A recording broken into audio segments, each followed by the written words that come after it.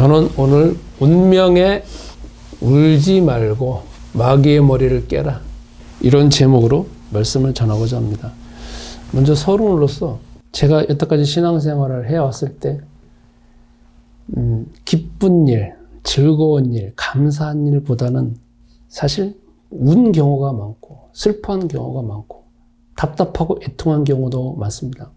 기도하면은 떠오르는 게 답답해서 하나님 어떻게 해야 됩니까? 라고 애통하는 마음이 대부분이었지. 감사합니다. 마귀를 깨야 되겠습니다. 이렇게 기도한 적은 별로 없는 것 같습니다. 그러다가 보니까 신앙생활이 굉장히 슬프고 답답하고 그런 것만 기억나지 좋았던 기억은 그렇게 많이 나지 않습니다. 그러면 과연 이것이 신앙생활의 본질인가? 그러면 예수님은 과연 그렇게 생활하셨는가? 주 하나님은 우리가 그렇게 살도록 내버려 두셨는가? 이렇게 생각해 보면서 하나님은 다른 계획을 가지고 계실 것이다. 내가 지금 신앙생활 하는 것이 맞지 않을 것이다. 어쩌면 틀린 것을 내가 붙잡고 있지 않는가? 하면서 성경을 보게 되었는데, 성경에서는 주 하나님이 운명에 울지 말고 마귀의 머리를 깨라, 그리고 승리해라, 이렇게 말씀하신 것들을 보게 되었습니다. 그래서 이 부분에 대해서 오늘 설교를 하도록 하겠습니다.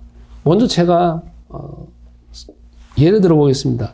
제가 여태까지 살면서 보니까 제 친구들이 많이 있었습니다. 특히 이제 기억나는 것이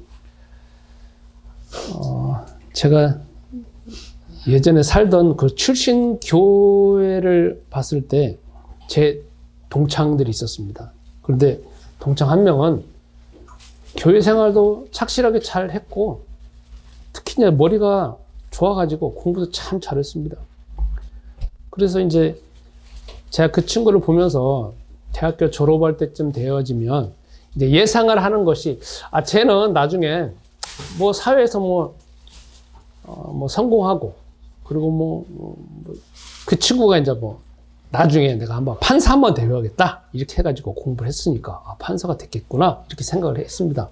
그런데 제가 신학대학을 다니면서 어느 순간에 그 친구의 소식을 들었습니다.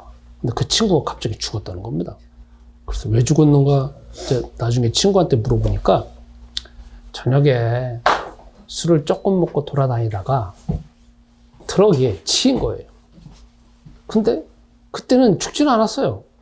근데 그 사람이 그 친구를 트럭에 싣고 다니면서 막 돌아다니다가 결국 그 친구가 죽었어요. 그러고 난 다음에 그 친구를 그냥 팽개쳐 놓고 그냥 도망가 버리고 뺑소니범이 된 거죠. 그래서 저 친구는 신앙생활도 했고 자기 부모님도 신앙생활 했고 그 다음에 누나들도 있고 형도 있는데 신앙생활 잘했는데 왜 저런 일이 생겼을까 하면서 한편에서는 그게 뭐 신앙생활인가라고 생각을 했습니다. 두 번째로는 이제 또 제가 또 친한 친구가 있습니다. 근데 이 친구는 저거 똑같은 동창입니다. 고등학교 때 이제 저희가 이제 같이 이제 교회 생활을 열심히 했는데 그때 이 친구는 수련회를 간다 하더라도 옷을 벗지를 않아요, 여름에. 그럼 우리는 다 옷 벗고 있는데 옷을 안 벗어요. 그래서 어느 순간에 조금 이제 대학교 다닐 때 보게 됐는데 그 친구는 항상 여기는 다 가리고 다녀요. 그래서 보니까 나중에 물어보니까 그러더라고요. 자기는 햇빛을 쬐면 안 되는데. 그리고 이것을 벗으면 이거 자체가 살갗 자체가 다 시커멓대. 그러니까 그렇게 할 수가 없대. 그런데 그 집안에 제가 자주 가보면서 느껴지는 게 뭐냐면 어머니도 계시고 아버지도 계시고 신앙생활 잘하세요. 교회 그 권사님이셔. 그리고 위에 형도 있어. 막 등발 좋은 형이 있어요. 나이도 많이 먹었죠. 그 다음에 누나들도 있잖아요. 5명이나 있어. 그러니까 막내야. 누나 다 신앙생활 다 열심히 했던 분이야. 근데 나중에 저희 어머님한테 들리는 이야기가 있어요. 뭐라고 말씀하시냐면 이상하대. 왜 저기 집안에 보면 그 누나들이 다 결혼했는데 이혼했대. 1명도 아니고 2명도 아니고 다 이혼한 거야. 무려 5명이나 되는 누나들이. 근데 이혼을 하는 이유를 보면은 2명은 이혼을 했지만 3명은 저절로 이혼이 됐대? 그래서 왜 그러니까? 다 그 남편들이 죽었대. 도중에. 그런 이야기 했거든요. 근데 저도 이제 안타까웠는데 그 친구도 30대 초반에 있잖아요. 죽었어요. 왜 죽었느냐? 암으로 해갖고 죽었어요. 그래서 제가 그 친구를 이제 보면서 이제 암이 이제 심각해가지고 있는데, 그렇고 걔한테 이제 예수님을 이야기를 하면서 그리스도라고 하면서 영접을 시켰죠. 그런데 그 친구도 괜찮을 줄 알았는데 결국은 30대 초반에 일찍 결혼해가지고 자녀가 있는데 또 죽었어요. 그리고 나중에 또 들어온 이야기가 뭐냐. 그 형, 등치 정말 좋은 형이 있는데 그 형은 간질이 너무 심해가지고 결혼도 못하고 살았다는 거예요. 저는 그 친구와 그 친구 집안을 보면서 다른 집안은 괜찮은데 정상적으로 가고 있고 자연스럽게 가고 있는데 왜 그 집안은 그냥 다 형제하면서 누나들하고 다 초토화 됐느냐. 그리고 정작 그 당사자는 또 왜 죽었느냐. 이렇게 해가지고 있잖아요. 굉장히 의문점이 생겼어요. 왜 그 사람은 교회를 다니는데 엄마가 권사님인데 형제들 다 교회를 다니는데 왜 저렇게 되냐 이거죠. 그러면서 제가 그게 참 정말 고민이었거든요. 그러니까 사람들은 지금도 보면 그 친구들을 봤을 때 뭐가 되어지냐면 사람들은 뭐라고 말하냐면 그게 운명이라고 말합니다. 그리고 팔자라고 말합니다. 여러분 이런 말 많이 들어봤죠? 또 조상의 저주라고 말합니다. 사실 이 단어가 나오게 되는 이유가 뭐냐면 해석이 안 되지니까 이런 말을 하는 것이고, 어떻게 해석을 할 수 없으니까 이런 경우가 이렇게 말하는 것이고, 또 이렇게 말하는 이유는 뭐냐면 눈에 안 보이지는 어떤 존재가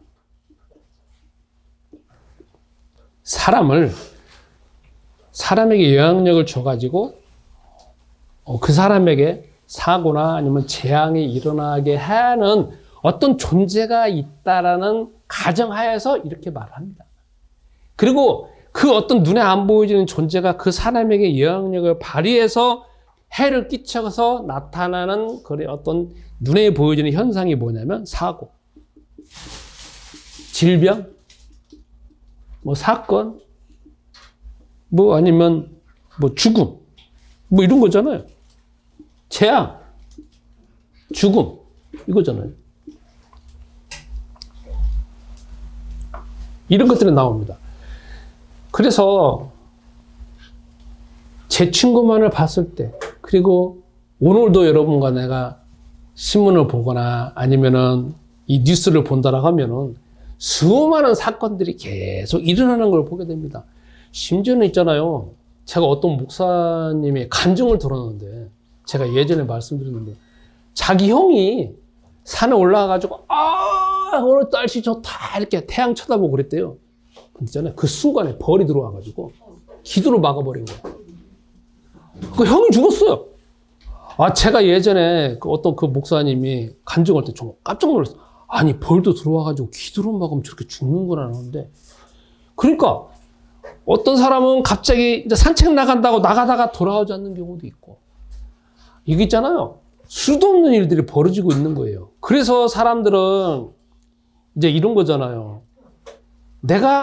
혹시라도 내가 운명의 팔자가 혹시 죽을 팔자가 있을 수도 있고 죽을 사주도 있을 수 있으니까 내가 이것을 어떻게 벗어날까 해가지고, 그리고 재앙이 어떻게 오지 않을까 해서 사람들이 하는 게 있잖아요. 그게 뭐냐면 종교를 선택하게 되어지고, 오늘도 여러분과 내가 열심히 교회를 다니게 되고, 그렇지 않으면 부적을 갖다 놓고 붙이게 되어지고, 아니면 절에 가든지 많이 하잖아요. 막 빌고 막 그러지 않습니까?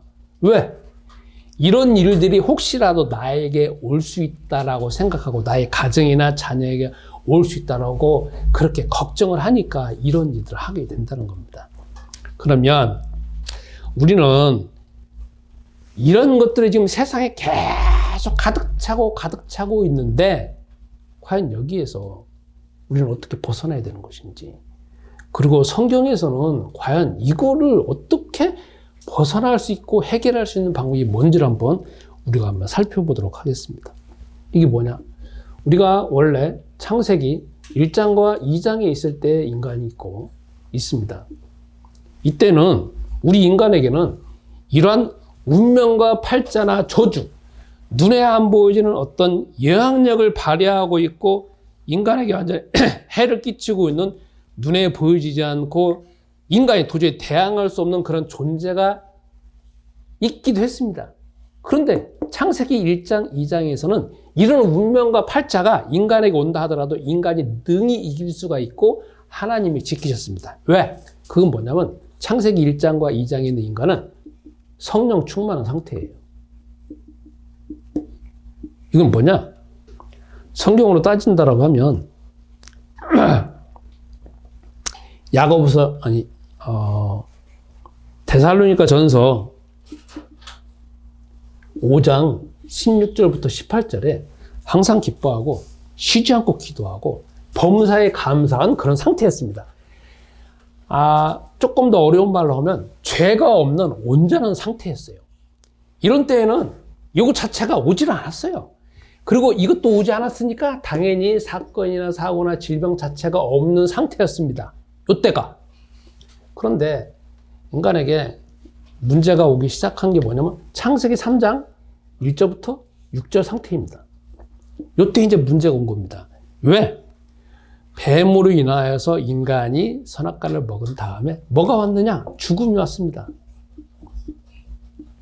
죽음이라고 하는 거는 뭐가 왔냐? 죽음이라는 거 조금 더 깊게 생각해 본다면 일단 육체적으로 죽었습니다.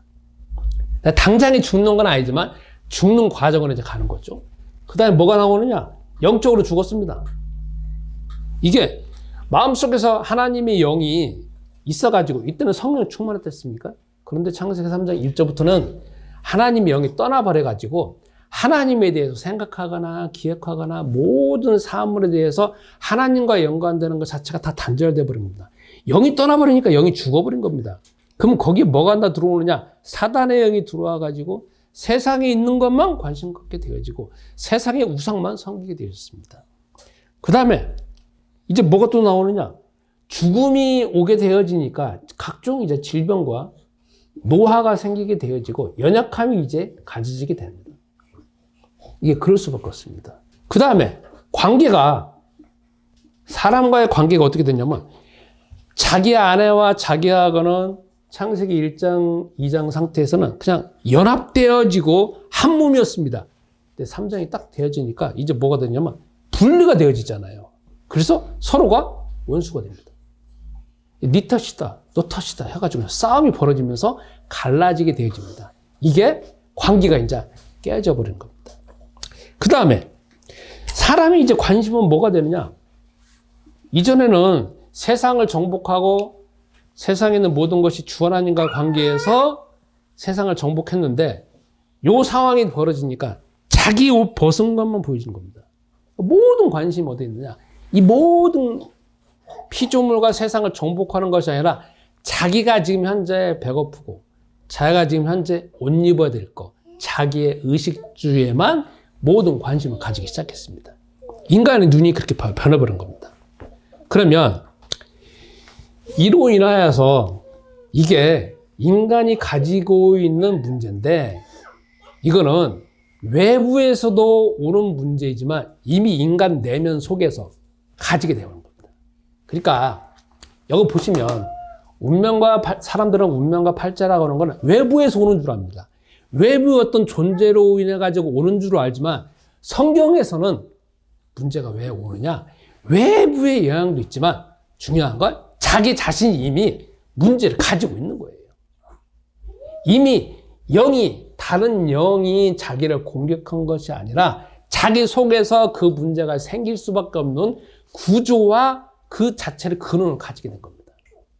그러니까 문제는 외부에도 있지만 자기 내면에 있고 자기 인간이라는 것 자체가 본질적인 문제라는 것, 그것을 문제투성이라는 것을 인정을 해야 됩니다. 그래서 이걸로 인해 가지고 인간이 이미 문제투성이고 이미 인간이 영적으로나 육신적으로나 육체적으로나 관계적으로 이미 자기 안에 본질적으로 문제를 가지고 있어서 이 문제가 나중에 이제 터지는 거거든요. 그래서 이제 얘가 나오는데, 그러면 보겠습니다. 운명과 팔자와 저주는 왜 오느냐? 창세기 3장 안에 있기 때문에 문제가 옵니다. 그러면 사건과 사고와 질병과 재앙과 죽음은 왜 오느냐?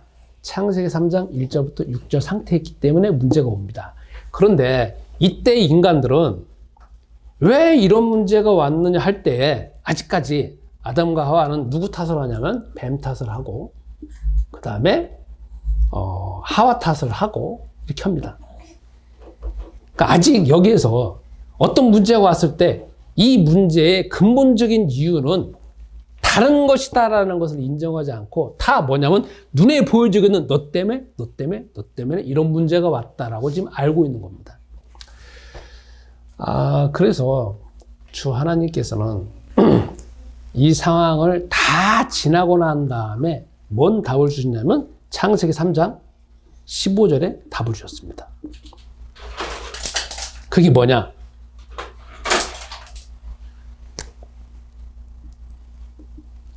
문제의 가장 근원은 뭐냐? 인간이 이런 문제에 있는 것이지만 가장 근원을 주는 존재는 누구냐면 사단이라는 거란 말입니다. 마귀라고 분명히 말씀하십니다. 왜? 창세기 3장 15절에 내가 너로 여자와 원수가 되게 하겠다.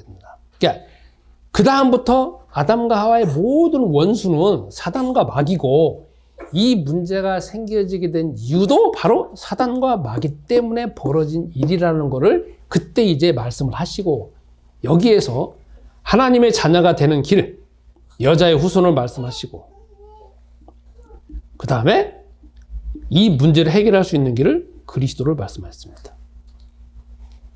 자, 여기서 이제 살펴보겠습니다.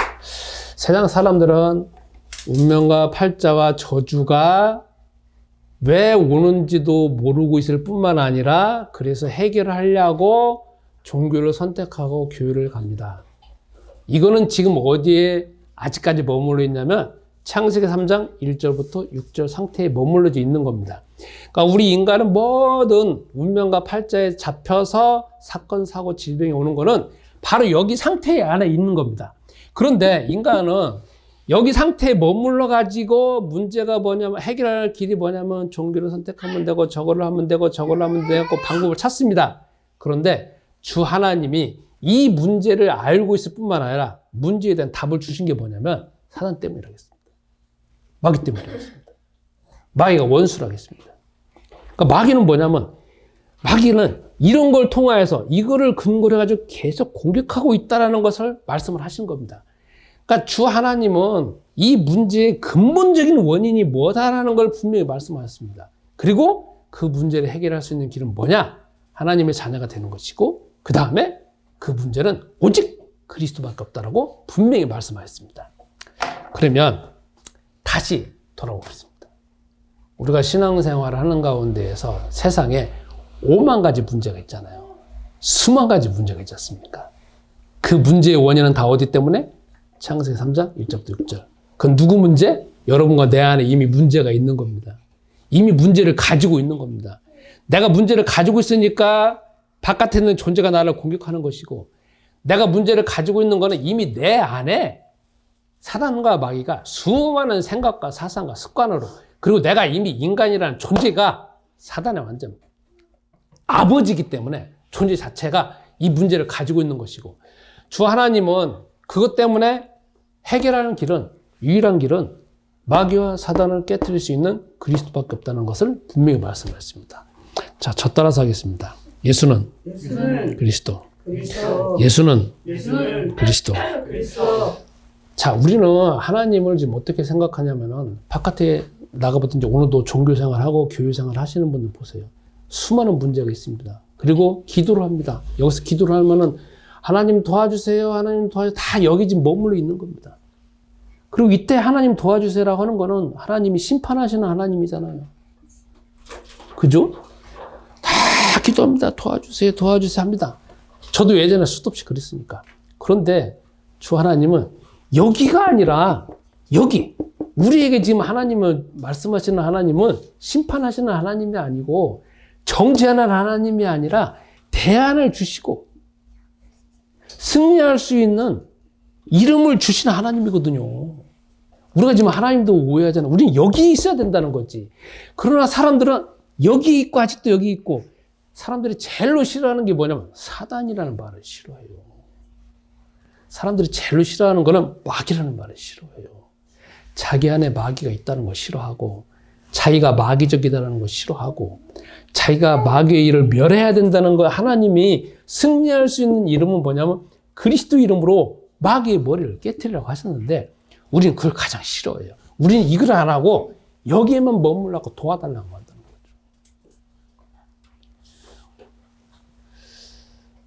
그렇기 때문에 다시 이쪽으로 돌아와서 제 친구 집안이 왜 이렇게 박살을 났느냐, 여기에 머무르게 된다.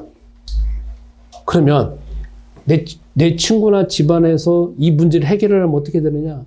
종교 생활하고 하나님 도와주세요, 하나님 불쌍합니다, 왜 이렇습니다, 이게 아니라 주 하나님은 이 상태를 알고 답을 주셨다는 거지. 뭘 해서 되냐? 오직 예수는 그리스도는 불러야 되는 거고, 우리 집안에, 나의 가정에, 나의 형제지간에, 그리고 나의 형제에게 오고 있는 모든 저주의 영은 깨트릴지어다 하면서 기도해갖고 그거를 본격적으로 싸워야 되는 것이고, 결박해야 되는 거고, 깨트려야 되는 것이 신앙생활인데, 이건 안 하고 도와달라고만 해갖고 울기만 했다는 거잖아요. 자, 계속적으로 우리가 하나님에 대해서 오해하는 걸 좀 바꾸셔야 됩니다. 하나님은 여러분과 나에게 심판하시는 하나님이 아닙니다. 주 하나님은 여러분과 나에게 비판하는 하나님이 아니고 정죄하는 하나님 아닙니다. 대안을 주신 하나님이고, 승리할 수 있는 이름을 주신 하나님이고, 이 세상을 정복할 수 있는 이름을 주는 것이고, 이 세상에서 어떻게든지 이길 수 있는 길을 주신 분입니다. 우리는 뭘 부르어야 되느냐? 예수는 그리스도. 그리고 내 생각, 내 습관, 내가 가지고 있는 생각을, 그 생각을 주는 존재고 깨트리는 걸 해야 돼요. 우리 신앙생활은 이거밖에 없어요. 이거예요. 이게 우리 신앙생활의 삶에서 가장 중요하다는 거죠. 그러면 이걸 한번 제가 적용을 해보겠습니다. 첫 번째.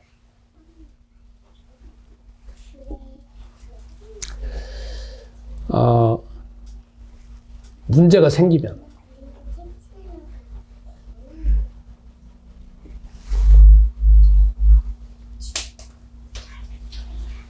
어려운 일이 생긴다거나 힘든 일이 생길 때 보통 우리가 간증하는 게 있습니다. 하나님의 나를 시험한다. 그런 말 많이 들어보셨죠? 신앙생활 하다가 사업이 망했어요. 그리고 목사님 되신 분도 참 많습니다. 어느 때? 망해가지고. 그래서 그분들이 나중에 간증합니다. 내가 사업을 잘했는데 다 망했어. 그래가지고 하나님이 나한테 목회자 되게 했어. 그렇게 하고 간증하는 사람 정말 많이 봤습니다. 그런 경우에 또 하나님 만나기도 합니다. 그런데 언제든지 이런 일이 생기고 저런 일이 생기면 하나님 나를 시험하는 거야. 왜 하나님 나에게 사랑하니까 시험하는 거야. 그 말 있잖아요. 틀린 말이에요.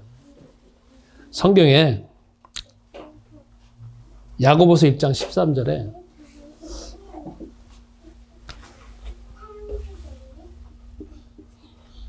하나님은 아무도 시험하지 않으신다 했어. 시험하는 건 누가 시험하는 거야? 너희가 시험하는 거잖아. 어려운 일이 생겼어요. 그건 하나님 주시는 게 아니에요. 주 하나님께서는 이길 수 있는 길을 주셨다고 하잖아요. 어려운 일이 생긴다, 문제가 생긴다는 것은 여기 안에 있는 게 아니라 여기 안에 있는 거예요. 주 하나님은 그걸 아셨어요. 여러분, 우리 자녀들이 어려운 일 생기는 거 좋아해요, 안 좋아해요? 싫잖아요. 그죠? 물론 훈련하기 위해서 어려운 일이 생기긴 해요. 그러나 맨날 어려운 일이 생기는 거 아니잖아요. 근데 난 자꾸 어려운 일이 생겨, 힘든 일이 생겨. 그럼 하나님, 종교생활 하시거나 교회생활 하시면 하나님 나를 시험하기 위해서 조금 더 먹기 위해서. 속에서는 하나님 안 믿잖아. 짜증나고. 그래서 하나님은 항상 시험하는 하나님, 뭐가 조금 줬다가 말았다가 뺏었다, 그런 하나님으로 속에서 지금 딱 그 기준을 가지고 있는 거야. 하나님 절대 시험하지 않으세요. 주 하나님은 우리가 세상을 힘들게 살고 있는 거 아시지 않습니까?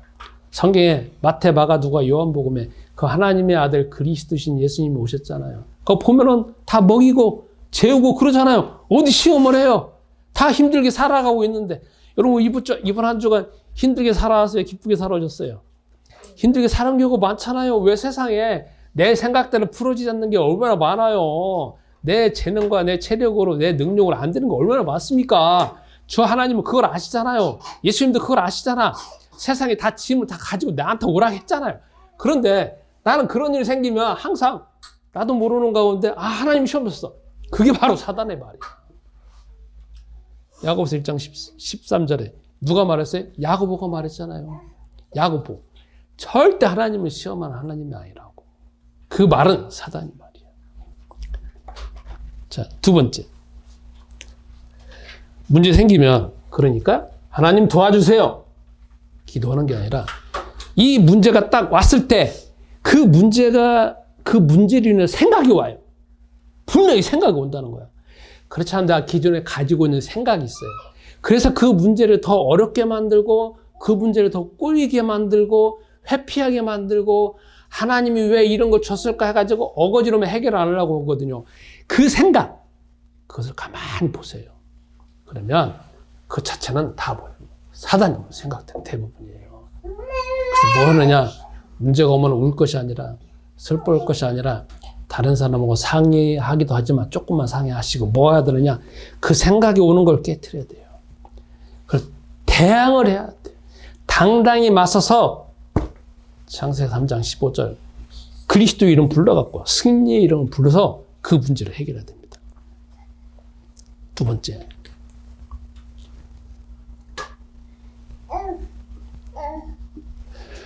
저는요, 요즘에 스마트폰 자주 봐요. 인스타그램 릴스가 참 재밌더라고. 근데 있잖아요. 이게 안 끊어져. 자꾸 봐요. 제가 블로그에 어린아이들이 스마트폰에 중독되는 이유, 그것도 논문도 많이 보고 썼거든요. 예전에 중학생들이 갖고 스마트폰 중독에 대해서 많이 가르쳤어요. 근데 제가 스마트폰 중독 같아. 근데 어느 때 그러느냐? 중독은 아니에요. 근데 뭔가 제가 지금 블로그에 중요한 내용을 막 집중하고 막 쓰고 있어요. 그러다가 어느 한계에 오면은 그 다음에 이거 머리를 좀 식혀야 된다 해갖고 좀 식히는 게 아니라 머리가 막 용량이 꽉 찬 거거든요. 그때 이 머리를 식히려고 뭘 보냐면 스마트폰을 봐. 근데 이게 보다 보면 더 머리가 복잡해지는 거야. 그래서 용량이 차 있는데 더 집어넣는 거야. 그러니까 제가 대상포진 걸렸잖아요. 그러니까 한 달간 고생을 했는데 아직도 한 5% 남았어. 등이 막 큰 거는 그대로 있어요. 근데 예전에는 그런 거 볼 때 아이씨 안 봐야 되겠다 이랬거든요. 지금 뭐 하느냐? 보려고 하잖아요. 예수는 그리스도. 내가 지금 생각에 집중하지 못하게 만들고 회피하게 만들고 있는 스마트폰을 보려고 하는 생각을 깨뜨릴지다. 기도입니다. 기도해요. 그래서 특히 어떤 부분에 여러분이 중독되어졌다. 이 부분은 우리 생각으로 못 고칩니다. 내가 중독되어져 있다는 건 여기 안에 머무르지 있는 거예요. 여러분, 내가 이미 몸속에, 내 이미 몸 자체에 죽음이 와 있고, 질병이 와 있고, 노화가 와 있고, 관계는 다 파괴되도록 만들고, 나 자신이 최고다라는 것 자체가 붙잡혀서 살아오는데, 그냥 조금 할 수 있다는 생각하고, 조금 가서 빌고, 조금 가서 울고, 그래가지고 해결돼요? 안 돼요. 이거 자체는 근본이 그러니까. 그러니까 어떻게 되느냐? 주 하나님이 싸우라 했잖아요. 그러니까 내가 어떤 부분에 중독이 되어져 있다는 거는 이거 해가지고 완전히 장악되어 있는 거예요. 그러니까 조금 생각이 바뀌어져 갖고 될 일이 아니라는 거야. 그거는 뭔 일을 물어드느냐? 예수는 그리스도. 나에게 이렇게 중독되어지게 만드는 생각을 주는 영은 깨트려져야 돼. 기도하셔야 돼요. 이게 제일 처음에는 그냥 뭐 여러분 안 믿어지니까 목사님이 말했으니까 그래 예수는 그리스도 그 이름을 깨트리자 하면 할 수 있어요. 근데 자꾸 하잖아요. 그러면요 이게 깊이가 달라지면서 뭔가가 보여져요. 저도 제가 그랬잖아요. 저번 주에 설교할 때 5개월 불렀다고 했지 않습니까? 물론 그전에도 부르긴 불렀어요. 그러나 자꾸 부르니까 이제 뭐냐면 뭐야? 제가 이제 쓰기도 썼지만 생각에 어떤 정체가 있으면서 느낌이 있고 냄새가 있고 크기가 있고 영이 있고 내가 얼마나 거기에 반응하는 있잖아요. 내가 한번 대면을 해보니까 그게 보이는 거 있잖아요. 그전에는 그냥 빈말로 했습니다. 그런데 야, 이게 심각하다. 봐야 되겠다 하니까 보여지는 거 있잖아요. 그러니까 중독도 마찬가지야. 알코올 중독 해결 못해요. 마약 중독 해결 못해요. 제가 2달 있으면 포르투갈을 가거든요. 근데 포르투갈을 조사하면서 깜짝 놀란 게 있어요. 이 세상에서 마약을 공개적으로 드러내놓고 합법화시킨 나라가 포르투갈이래. 그래서 어떤 사람들이 글을 썼는데 보니까 길거리 밑에 있잖아요. 많아요. 마약 중독센터나 그런 데 가서 뭐 하느냐, NGO 단체에서 뭐 하냐면 마약을 끊으라 이게 아니라 마약이 이러이러한 거다. 약한 게 먹으라고 그걸 준다는 거예요. 웃기죠? 나 참 웃겨. 왜냐하면 다른 나라에서는 마약을 끊도록 하는데 그 나라는 실험을 해봤대. 끊도록 해봐야 더 많은 문제가 생기니까 해보라라고 해봤대. 그래가지고 그걸 이제 계속 이제 조사를 하는 거거든요. 제가 처음에는 효과가 많았는데 나중에 시간 지나니까 끊었든 안 끊었든 똑같다는 거야. 지금 오히려 더 문제가 심각하다는 거죠. 저는 그 나라를 자꾸 보면서 길거리에 아니 그게 자체가 소지하고 다니는 것이 불법이 아니니까 야 어떻게 저런 게 있을까라고 하는데 길거리에 으슥한 데 보면은 그런 것 자체가 많다는 거예요. 근데 여러분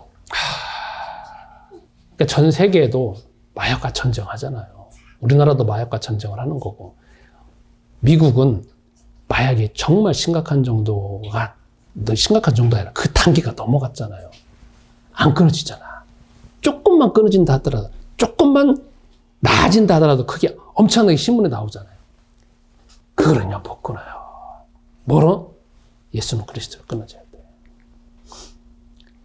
그거는 강력해가지고 영 자체가 강력할 뿐만 아니라 이미 내 몸을 다 장악하고 있어요. 육체를 장악하고 있는데 육체를 장악해서 끊임없이 너는 하면 된다 생각이 나와가지고 그 생각이 강력해가지고 인간을 장악하고 있는데 인간 속에 있는 그 나약한 그 자아가 그걸 어떻게 이기냐고. 못 이겨요. 그러니까 어떻게 되느냐. 창세기 3장 15절에 승리하시는 하나님, 대안해 주시는 하나님, 어떤 문제라도 해결해 줄 수 있는 그 하나님이 이름을 주신 게 누구냐면 그리스도라는 거예요. 그분이 누구냐면 예수라는 거예요.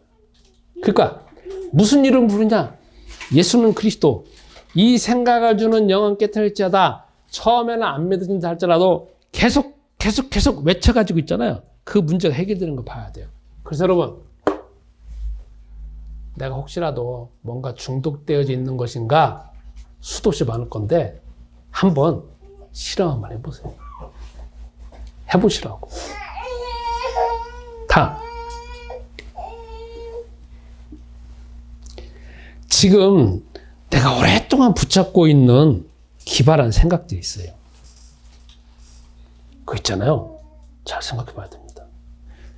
제가 청소년들을 글을 쓰면서 박경혜라는 분이 REBT라고 하는 책에 쓴 적이 있습니다. 거기 보면 한국 청소년들이 가지고 있는 10가지 가장 기본적인 생각들이 있대요. 나는 뭐든지 할 수 있대. 뭐든지. 청소년기에는 그때 세상을 아직 경험하지 못했으니까 이 생각 자체가 좋잖아요. 그죠? 야, 난 뭐든지 할 수 있어. 막 대단해. 막 이렇게 하잖아요. 할 수 있다 생각 집어넣었습니다. 근데 이게 가장 비합리적인 생각이라는 거예요. 인간이 뭐든지 할 수 있을까요? 있잖아요. 근데 어렸을 때 잘못된 신념을 집어넣어가지고 또 이거 자체는 부모님이 집어넣는 것도 있지만 학교에서 배운 것도 있지만 이미 인간이 태어날 때부터 그런 기본적인 신념을 가지고 태어난다는 겁니다. 이게 자꾸 시간이 흘러가가지고 이제 그게 이제 깨지는데 그래서 결국은 생각이 바뀌어지는데 그 생각 바뀌어지는 게 너무 시간이 걸린다는 거예요. 그러니까 생각 자체가 정상적이고 합리적인 생각을 가지고 태어나는 것이 아니라 인간 아예 비합리적인 생각 가지고 태어난다는 거예요. 그러면 우리가 지금 붙잡고 있는 생각, 우리 인간은요 희한해요. 뭐가 희한하냐면 생각으로 살아요. 생각은 뭐냐? 말로 살아요. 인간은 대화하고 말하는 존재이기 때문에 내 속에서 뭔 생각이 있다는 건 뭐뭐라는 그 언어화 되어져 가지고 그거를 내 자아가 지금 딱 붙잡고 있는 거야. 마치 내 속에 있는 내 자아가 내 애인같이, 내 배우자같이, 내 자녀같이 그걸 붙잡고 살아가는 거예요. 그런데 그 생각을 내가 만약에 붙잡잖아요. 그럼 거기서 끝나는 게 아니에요. 인간은요. 그게 행동이 되어지고 습관이 되어지고 내 속에 있는 모든 피세포가 다 돌아가가지고 그대로 행동을 해요. 그러니까 웃기는 거예요, 사람은. 그래서 여러분, 내가 지금 현재 붙잡고 있는 생각은 대부분 다 여기가 아니라 여기 안에 있다는 거죠. 그래서 이 부분에 대해서 생각할 필요가 있고 여러분이 계속적으로 예수는 그리스도 해가지고 불러서 어떤 생각들이 나오면 이 생각이 과연 내가 대부분은 다 보면 여기 있는 생각입니까? 제가 2주간 저번 주하고 이번 주 한 번도 쉬지 않고 모 병원에 갔습니다. 그래서 2주간 가니까 이제 어느 정도 체질이 됐습니다. 그리고 이게 체질이 되는 게 뭐냐면 예전에 한 번도 안 한 게 아니에요. 예전에 또 바깥에서만 살았어. 현장에서만 살았다 이거죠. 근데 2주 딱 되어지니까 이제 습관이 되어지고 이제 그때 그 경험이 나왔습니다. 그런데 그 병원에 가서 딱 앉아 있고 사람을 만나는데 예전 같으면 이 속에서 막 부글부글 끓었거든요. 왜냐하면 사람이 희한해요. 그냥 병원 가잖아요. 커피 마시러 가면 아무 생각도 안 들어요. 즐기는 것밖에 생각이 안 돼. 저기는 뭐가 있고 저기는 좋아. 만나는 사람 좋아해. 근데요. 내가 전도자로 딱 가잖아요. 5만 가지 공격이 들어와요. 사람이 희한해요. 여러분도 제가 전도 훈련 분명 시킬 겁니다. 왜 그러느냐? 가서 전도하라는 말 아니라 느껴보라고. 내가 전도자로서, 현장의 전도 제자로서 거기 가보잖아요. 가서 있잖아요. 앉아있지를 못해요. 수많은 생각이 나를 공격해요. 너는 원래 여기는 못하는 데잖아. 여기 왜 왔어? 그 다음에 너는 아무도 전도 못할 거 아니야. 야, 저 사람은 너 때문에 싫어할 거고, 이 사람은 뭐 때문에 싫어할 거고, 있잖아요. 막 쫙.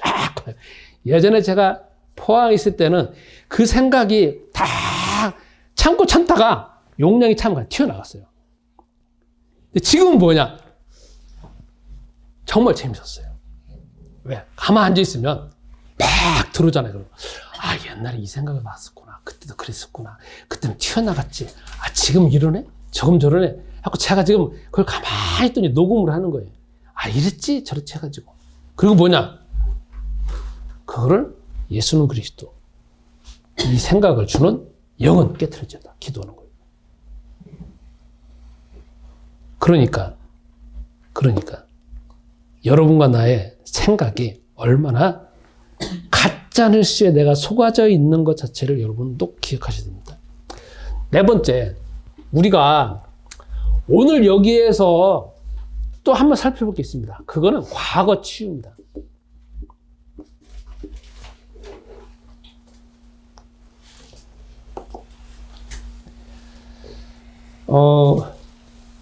지금 현재 여러분, 지금이라는 시점에서 누가 대화를 하든지 혼자 있을 때 보면 대부분 여러분과 나의 머릿속에 돌아가는 건 과거의 것일 겁니다. 특히 옛날에 해결되지 못하는 사건들, 지금도 해결하지 못하는 사건들, 그리고 옛날에 특히 성공했던 것보다는 실패했던 것이 많은 사람이라고 하면 계속 그것이 우리 머릿속에서 돌아다니면서 이게 텔레비전이나 아니면 그 녹음기에 테이프 돌아가듯이 계속 돌아갈 겁니다. 그래요, 안 그래요? 여러분 이야기는 안 하겠지만 제가 저희 어머니 이야기를 하면 저희 어머니는 저 만나면 하는 말이 있었습니다. 시자 들어가는 거, 시월드 있잖아요. 시댁. 특히 고모 이야기를 많이 했어요. 고모 말이야. 오면은 교회 왜 가냐고, 교회 왜 헌금을 내냐고. 저한테 그랬어요. 그 고모가 저한테, 저희 엄마도 저한테, 고모가 오면은 그래. 야, 너 왜 교회 가냐고. 니네 아버지가 말이야, 밤에 말이야, 그 잠도 못 자고 말이야, 피곤해갖고 벌어오는 돈을 왜 거기다 교회에다 갖다 바치냐고. 니놈은 다 갖다 바친다고. 고모가 나한테 그랬어요. 근데 우리 어머니는 나한테 그래. 야, 니네 고모는 갔다 오면 맨 그런 말 한다. 그놈의 고모는 막 그렇다 하면서 오면은 막 자기한테 잔소리를 해야 된다는 거예요. 왜 교회 갖다 다 바치냐. 목사는 다 바치냐. 있잖아요. 그거를 제가 어렸을 때 들었는데 중고등학교 때 더 듣고 나중에 저희 어머님이 갱년기 때 더 들었어요. 그리고 시간이 흘러가고 저희 어머님 뭐 돌아가시기 전까지 만나면 주로 하는 얘기가 뭐냐면 옛날에 해결하지 못했던 거 계속 그것만 이야기를 하는 거야. 저는 그거를 하루 이틀 들은 게 아니잖아요. 수도 없이 들었어요. 여러분 머릿속에서 과거의 기억이 있죠. 실패했던 기억. 그러면 거기서 끝나는 게 아니잖아요.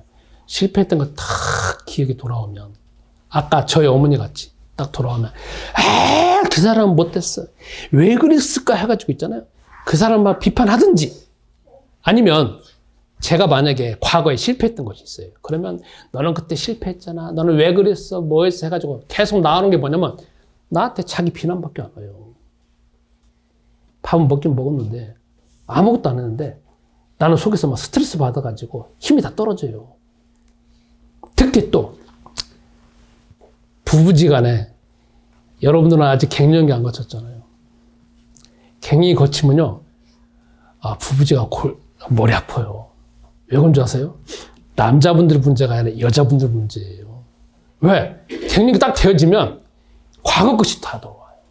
과거에 서운하게 했던 거, 마음속에 담아놨던 게 다 드러나가지고 막 쏘기 시작해요.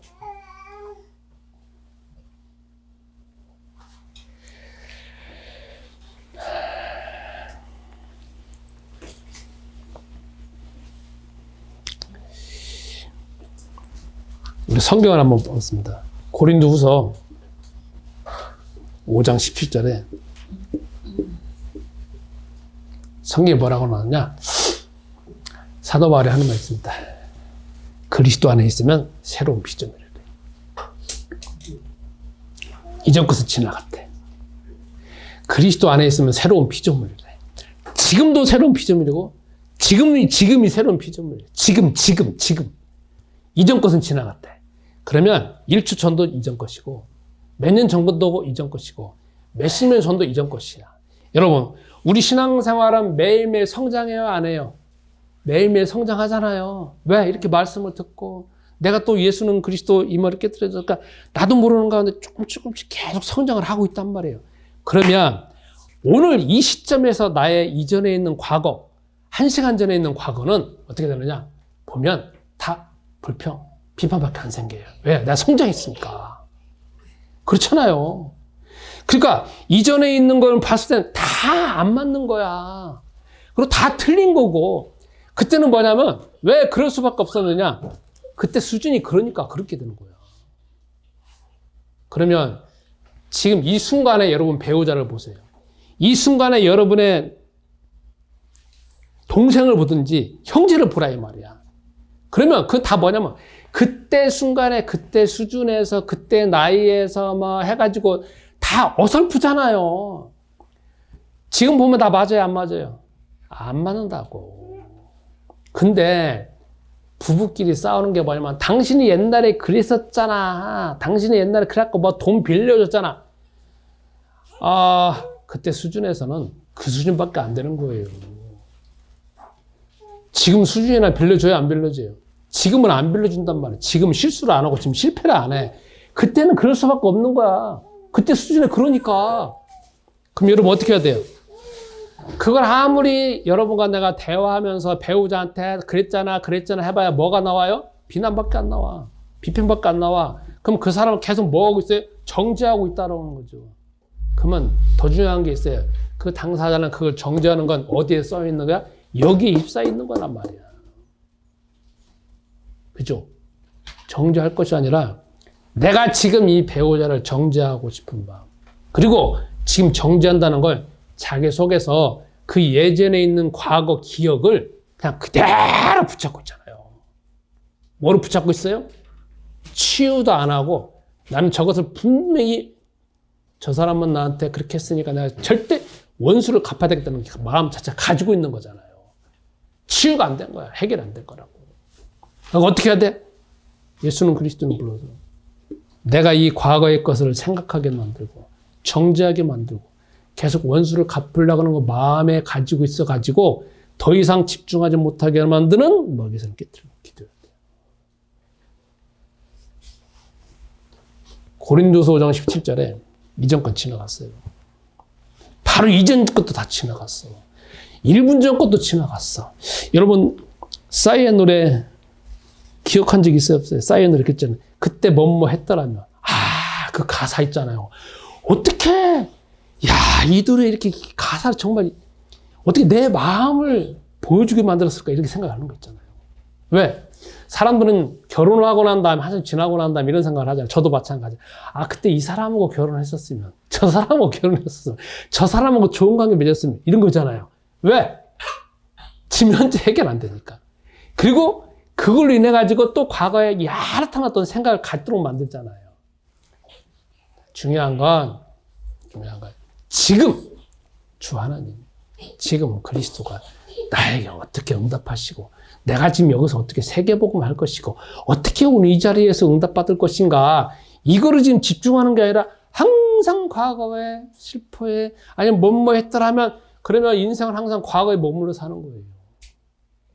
그러니까 왜 젊은 사람들이 나이 든 사람들하고 대화하기를 어려워하냐면 저도 예전에 그랬지만 저희 부모님 만나면 맨 과거에 묶여 살잖아. 과거의 추억에서 지금 현재는 없어. 그러니까 자녀들이 따분하죠. 젊은 사람들 따분하냐 그러잖아. 저도 마찬가지지만 나 옛날에 뭐뭐 했었는데 말하잖아. 그렇죠? 저도 이 시간에 회개하긴 하지만 그래서 여러분 속에서 과거에 매여서 하는 거는 다 어디 머물러 있네? 여기에 머물러 있는 거야. 사단은 우리의 과거의 상처, 과거의 관계, 과거의 나의 실패, 과거에 누가 원수 짓게 만든 거, 섭섭하게 만든 거, 그것만 계속 붙잡혀갖고 더 이상 나아가지 못하고, 그걸로 인해가지고 생각이 더 이상 집중하지 못하고, 그걸로 인해서 더 이상 나아가지 못하고, 그거는 그 사람이 문제가 아니라는 거예요. 그 사람의 나에게 섭섭한 게 문제가 아니라 그 섭섭한 것들로 인해가지고 나를 붙잡고 있는 그 생각이 문제라는 거고. 그 생각은 누가 주는 거예요? 나야 주는 거예요. 저는 저희 어머니를 봤을 때 가장 안타까운 거 있었어요. 거기에만 붙잡혀서 현재가 못 보는 거야. 과거에는 묶여서 현재를 보는 거야. 현재가 안 보여. 뭐 해야 되는지. 지금 우리가 지금 중요한 건 내가 지금 발걸음 걸어가고 있는 이 현재잖아요. 지금 사람이 어떻고, 환경이 어떻고, 지금 우리가 어떻게 세계복음을 해야 되고, 이 사람 무슨 문제가 있고, 어제는 그렇지만 오늘이 어떤 상황이 있는가, 그걸 봐야 되는 거잖아. 그렇잖아요. 그러니까 과거를 다 지나갔어요. 내 과거의 것 생각하고 자꾸 붙잡으려는 거는 누구의 것? 마귀의 것이라는 거야. 그 생각, 그 영, 그렇다는 거예요. 자, 친구를 만나잖아요. 근데 그 친구가 이번 주에 그러더라고. 너 예전에 뭐 했잖아. 그때는 안 했어야 되잖아. 그러더라고. 그래서 제가 그랬어요. 야, 싸이의 노래 뭐 했더라면 그 노래 가사가 참 너한테 맞다. 그 친구 나하고 오랫동안 만났으니까 저 과거를 얼마 알 거야.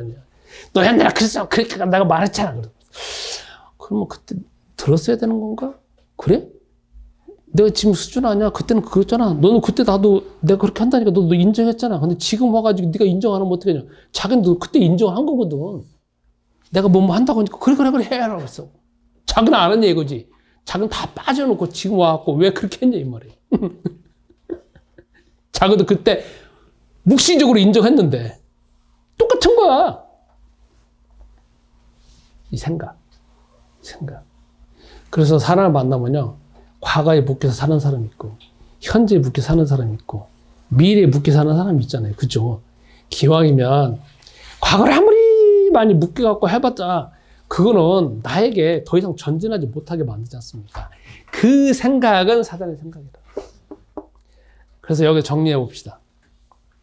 여러분, 우리는 여기 사례를 보면 이 사례에 구체적으로 붙잡혀서 계속 울게 되고 답답하게 되어지고 짜증나게 되어지고 그러면서 더 이상 이 세상이 비극적으로 보이게 만드는 건 다 누구 생각이냐? 그로 인해 가지고 생각을 가장 단순한 게 그 생각을 붙잡고 있는 그게 문제라는 거예요. 그거는 다 누구냐? 하나님이 아니라 사단이라는 거죠. 마귀라는 거죠. 근데 사람들은 여기에서만 머물러갖고 그게 사단이다 마귀다라는 걸 모르고 그냥 그게 운명이다 팔자다 해갖고 그냥 묵혀서 사는 것이고, 우리는 주 하나님께서 아버지 되시는 하나님이 그 문제의 본질은, 그 문제는 왜 생겼느냐? 사단 때문에 생겼다. 그렇기 때문에 사단과 마귀를 깨트리라. 그건 누구 이름으로? 그리스도 이름밖에 없다. 그래서 더 이상 울지 말고, 도와달라고 기도하지 말고, 해결해달라고 기도하지 말고, 그 다음에 될 대로 되라는 식으로 내버려 두는 게 아니라, 아니면 빌고 교회 가서 부적 갖다 놓고 불고 해갖고 해결되는 것이 아니고, 그건 운명도 아니고 네 사주가 그래서 그런 게 아니라 그리스도 이름으로 깨라 이거죠. 그래서 여러분, 더 이상 울지 마세요. 더 이상 슬퍼하지 말라고. 더 이상 도와달라고 기도하지 말라고. 당당하게 그리스도를 붙잡고 이번 한 주간도 승리하시는, 예수는 그리스도 이름 불러서 승리하시는 여러분들이었으면 합니다. 말씀 붙잡고 2분 동안 기도하겠습니다. 주님, 이 시간 예물 드립니다. 이 예물이 주의 복음이 온전히 쓰여지게 하옵소서. 우리가 주 하나님께서 세상을 이길 수 있는 이름, 승리할 수 있는 이름, 마귀를 깨뜨릴 수 있는 이름, 그리고 당당하게 제자 될 수 있는 이름을, 길을 주신 줄로 믿습니다. 그리스도 예수님이 모든 문제 해결하시고 지금도 성령으로 역사하신다는 사실을 우리 자신이 더 깊이 알고 누리게 하옵소서. 우리 현장에 증거가 드러나게 하옵소서. 내가 가지고 있는 중독 문제가 예수 그리스도 이름으로 그 중독이 깨트려지는 것들을 경험케 하여 주옵소서. 현장에 우리에게 수많은 증거로 인하여서 현장의 전도제자로 온전히 세워지게 하옵소서. 이 일을 위해서 주께서 지혜와 지식과 능력과 체력과 건강과 경제력을 역사해 주시고, 특히 사람들을 온전히 이끌 수 있는 영적인 능력을 더하여 주옵소서. 이제는 우리 주 예수 그리스도의 은혜와 아버지 하나님의 무궁하신 사랑하심과 성령님의 교통하심이 말씀 붙잡고 응답받기를 소원하는 주의 모든 사명자들과 내 안의 교회 성도님들과 이 시간 온라인으로 예배드리는 모든 분들에게 이제부터 영원토록 함께 있을지어다. 아멘.